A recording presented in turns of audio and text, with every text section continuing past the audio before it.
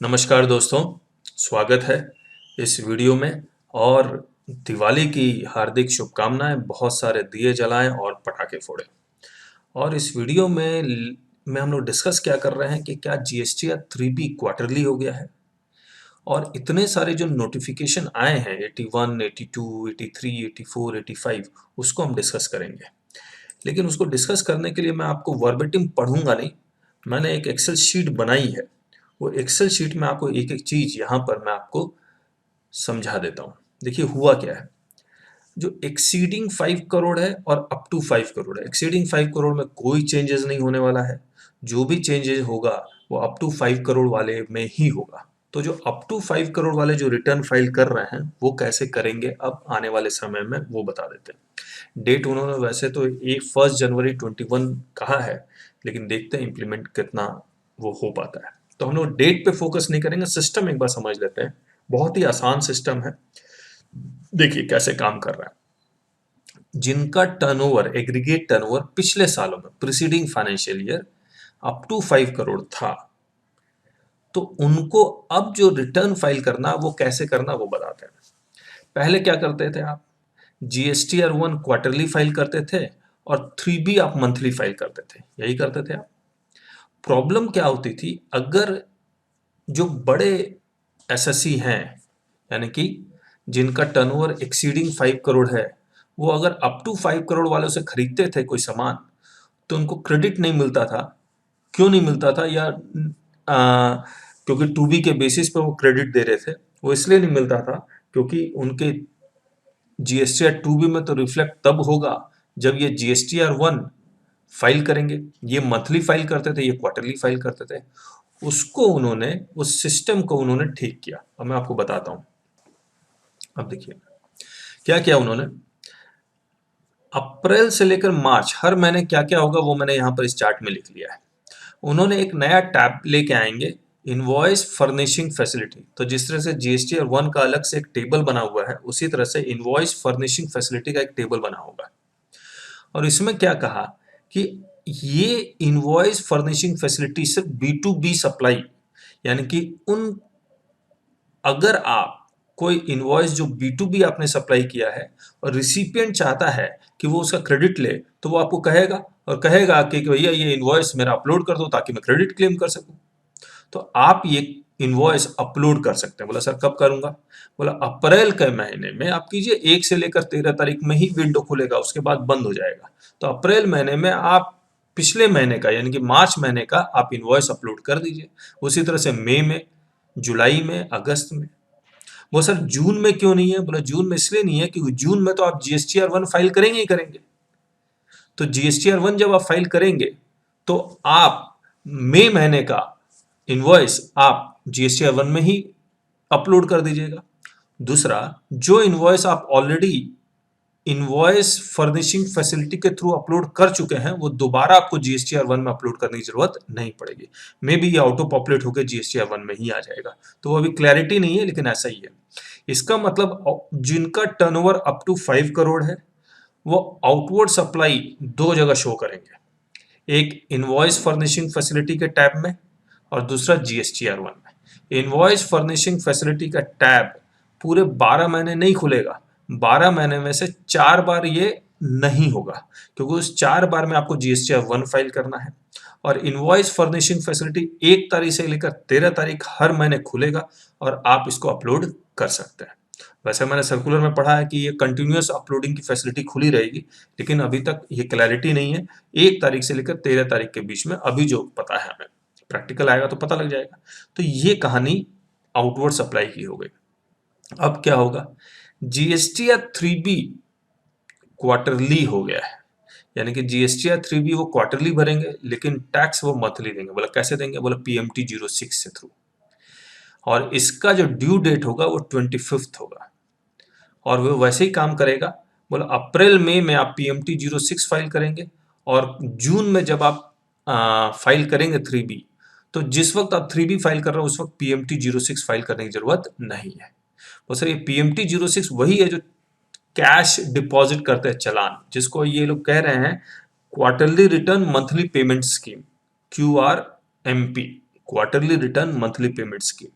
वो सर ये PMT 06 का चालान कैसे जनरेट होगा? बोलते ये PMT 06 का चालान ऑटो जनरेट होगा। इसमें ऑटो जनरेट होगा और कैश ऑलरेडी उसमें कितना कैश आपको डिपॉजिट करना वो ऑलरेडी वो प्री फिल्ड होगा, आपको सिर्फ कैश डिपॉजिट करना है। मतलब कैसे काम करेगा?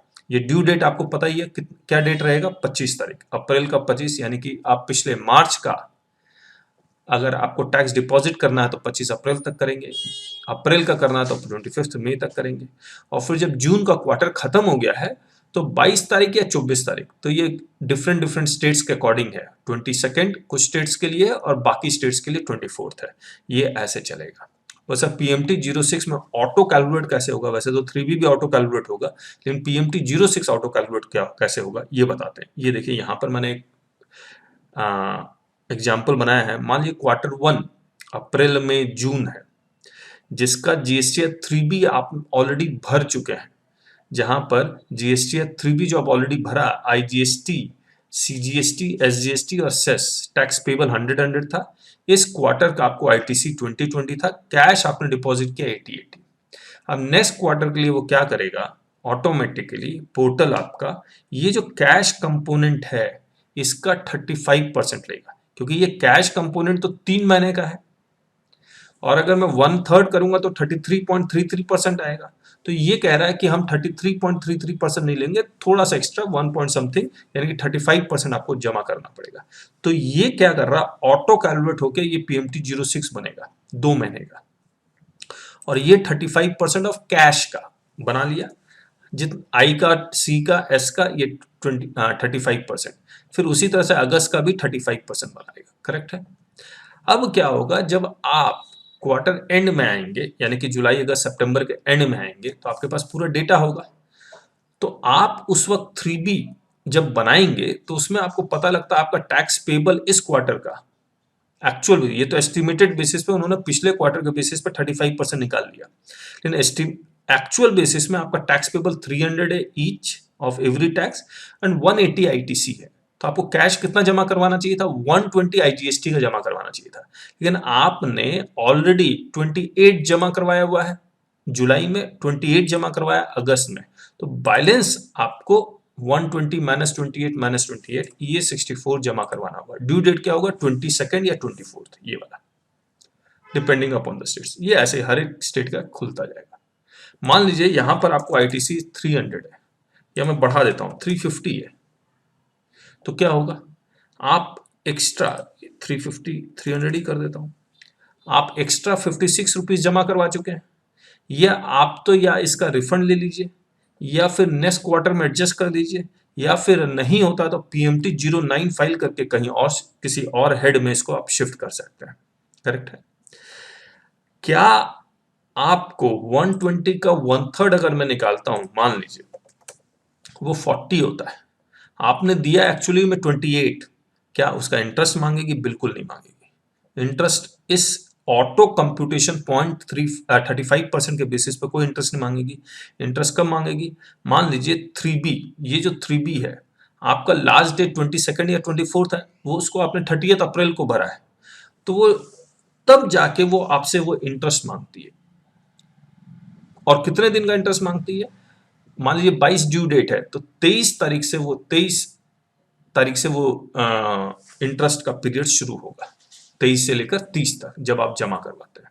किस अमाउंट पे मांगेगी? जितना बैलेंस है, इस पे तो कभी भी नहीं मांग रही है, इस डिफरेंस पे कभी भी नहीं मांग रही है। ये जो बैलेंस है 64, इसी पे मांगेगी। करेक्ट है। इतना आसान था। अब मैं आपको अगर सर्कुलर पढ़ाऊं तो आप कहेंगे तो मैं पढ़ा देता हूं। मैं सर्कुलर पढ़ता हूं आपके साथ। देखिए ये सर्कुलर, थोड़ा सा लीगल भी देख लेते हैं। ये सर्कुलर है जिसमें quarterly return monthly payment scheme, इन्होंने कहा कि हमने ये 5 नोटिफिकेशन उसके लिए निकाले हैं और हमने किताब अमेंड कर दी है। और ये नोटिफिकेशन में एलिजिबिलिटी फॉर द स्कीम लिख दिया कि कौन एलिजिबल हो गए भैया, aggregate turnover up to 5 crore in the preceding financial year. इसमें ये भी लिख दिया अगर किसी क्वार्टर में अगर आपका टर्नओवर 5 करोड़ से ज्यादा हो जाता है, मान लीजिए अप्रैल मई जून में 15 मई को 5 करोड़ से ज्यादा हो जाता है, तो अप्रैल में जून इस क्वार्टर में तो आप पुराने स्कीम में चलेंगे, क्वार्टरली स्कीम में ही चलेंगे, लेकिन नेक्स्ट क्वार्टर से आप मंथली स्कीम में यानी कि एक्सीडिंग 5 करोड़ वाले में शिफ्ट कर जाएंगे। इसके बाद exercising option for QRMP scheme, ये तो बहुत आसान है। ये अगर आप शिफ्ट करना चाहते हैं, आप मंथली स्कीम में हैं, अब आप शिफ्ट करना चाहते हैं क्वार्टरली स्कीम में, तो वो पॉसिबल है, लेकिन क्वार्टर से पहले आपको ये ऑप्शन एक्सरसाइज करना पड़ेगा। ये क्वार्टर से भी पहले नहीं है, मैं आपको अगर एग्जैक्ट बताऊं तो इन्होंने जो लिखा हुआ है एग्जाम्पल के रूप में, मैं यहाँ पर बताता हूँ आपको। मान लीजिए अप्रैल मई जून, आपको जुलाई अगस्त सितंबर में आप क्वार्टरली में शिफ्ट करना चाहते हैं, तो आप ऑप्शन एक्सरसाइज कर सकते हैं 1 मई से 31 जुलाई में। इस यहाँ पर आप ऑप्शन एक्सरसाइज कर सकते हैं, आप पढ़ लीजिएगा, मैं इस पे ज़्यादा समय दूंगा नहीं। ये माइग्रेशन कैसे होगा ये लिखा हुआ है कि आप पूरा रिटर्न फाइल कर दें तभी माइग्रेशन होगा, नहीं तो माइग्रेशन होगा नहीं, फिर आप मंथली में रहेंगे, फिर आपको ऑप्ट करना पड़ेगा क्वार्टरली में। तो ये लिखा हुआ है। इसके बाद मैं आता हूँ, ये furnishing details of outward supplies under section 37, जहां पर इनवॉइस फर्निशिंग फैसिलिटी का वो अलग टैब लेके आएंगे। ये देखिए, between the first day of succeeding month till 13th day of succeeding month, ये है। लेकिन हो सकता है कंटिन्यूअस अपलोडिंग भी वो शुरू कर दे, लेकिन अभी है नहीं। इसके बाद ये है मंथली पेमेंट ऑफ टैक्स, जहाँ पर फिक्स सम मेथड हमने बता दिया आपको 35% वाला, वही एग्जाम्पल उन्होंने लिया हुआ भी है। और अगर आपने क्वार्टरली बेसिस पे पूरा नहीं दिया है, सिर्फ लास्ट मंथ का अगर आपने फाइल किया है, तो लास्ट मंथ का 100% वो ले लेगा। बेसिकली कर क्या रहा है, 1/3 निकालना है, 1/3 करके 100% ले ले, या फिर पूरा 100% ले ले। तो मैंने कहा 1/3 करके वो 100% नहीं ले रहा, 35% वो टोटल का ले रहा है। तो मतलब कहानी वहीं की वहीं आ जाती है कि अगर in the case the last return file was monthly for tax period, तो ये मंथली था, आप क्वार्टरली में शिफ्ट कर रहे हैं, तो फिर नेक्स्ट अप्रैल मई का इसका 100% लेगा बस। इसके बाद सेल्फ असेसमेंट मेथड मैं आपको बता ही चुका।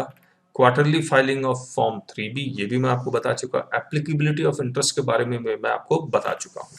ये एग्जाम्पल लिया, वो एग्जाम्पल मैं आपके साथ डिस्कस कर ही चुका हूँ। बस यही था, और बाकी आप नोटिफिकेशन पढ़ेंगे तो आपको समझ में आएगा। और हमारी जो जीएसटी की कोर्स होती है ना, जीएसटी का कोर्स, उसमें हम लोग एक एक लाइन नोटिफिकेशन का पढ़ते हैं, सर्कुलर की एक एक लाइन पढ़ते हैं, फिर आपको समझाते हैं। यूट्यूब में तो हम लोग शॉर्टकट जो होता है, वो शॉर्टकट मेथड में आपको एक चार्ट दे दिया। और ये टेलीग्राम चैनल आप हमारा ज्वाइन करेंगे तो उसमें ये चार्ट हमने अपलोड कर दिया है, वहाँ से आप डाउनलोड भी कर सकते हैं। और हमारी जो वेबसाइट है taxbykk.com, यहाँ पर आप देखेंगे फ्री करके कुछ लिखा हुआ है, फ्री का एक टैब बटन है, इसको आप क्लिक करेंगे तो बहुत सारी चीज़ें हम लोग फ्री में देते हैं। देखिए, GST slide volume 1, GST slide volume 2, customs के पीपीटी, जीएसटी के बेयर एक्ट जो गवर्नमेंट ने इश्यू किए हैं, फॉरेन ट्रेड पॉलिसी की पूरी बुक ये फ्री में है, एनुअल रिटर्न के स्लाइड्स ये सब कुछ हमने बनाए थे वो भी फ्री में है, और भी बहुत सारी चीज़ें हैं जो हम लोग फ्री में ये यहाँ पर डालते रहते हैं। तो आप इस टैब को अगर बार बार बटन को विजिट करेंगे तो आपको मिलेगा। कुछ टैक्स एक्सेल की शीट्स हैं जो पेड बेसिस पे हैं, वो आप जरूर से देखिएगा, बहुत अच्छी बनी हुई है। जैसे रूल 42, 43 बहुत पॉपुलर है, इसको आप ले सकते हैं, ऑटोमेटिक कैलकुलेशन है। और इसमें जाएंगे तो आपको यूट्यूब के वीडियोस के लिंक मिलेंगे जहाँ पर आप समझ सकते हैं कि ये कैसे कैलकुलेट कोई करता है। फिर क्लासेस, जीएसटी क्लासेस देखिए, हम लोग ये कहना गलत नहीं होगा कि हम लोग बहुत अच्छा और बहुत डिटेल में जीएसटी के कोर्सेज करवाते हैं। 170 आवर्स के कोर्सेज हैं, और ये कोर्स के प्राइस जो शुरू हो रहा है 2 मंथ्स की वैलिडिटी का 1750 से शुरू होता है। ये देखिए, तो ये बहुत ही रिजनेबल है और वैल्यू फॉर मनी है, वैल्यू फॉर मनी है। और ये अगर नीचे डिस्क्रिप्शन में जाएंगे तो आपको देखिए ये लिंक भी मिल रहा है, यूट्यूब के डेमो लिंक। 95 आवर्स का कोर्स है जीएसटी वॉल्यूम 1 का। इनपुट टैक्स क्रेडिट में 10-10 घंटे हमने डील किया हुआ है, रिटर्न में करीब करीब 6-7 घंटे हमने पढ़ाया है। तो बहुत डिटेल में एक एक लाइन पढ़ेंगे आपके साथ, एक एक लाइन पढ़ेंगे हम आपके साथ। और सीए, सीएस, सीएमए के भी कोर्सेस हैं, प्रैक्टिशनर्स के भी कोर्सेस हैं। प्रैक्टिशनर्स की एक बुक है हमारी आती है जो सीए विपिन अग्रवाल और उन्होंने लिखी है, पुनीत जी ने, बहुत ही अच्छा है ये आप जरूर से देखिए इस किताब को, प्रोफेशनल है। ये देखिए, बहुत सारा काम करते हैं हम लोग, और ऑथेंटिक काम करते हैं, इन डेप्थ काम करते हैं। ठीक है, so thank you so much, Diwali की फिर से शुभकामनाएं। Thank you very much.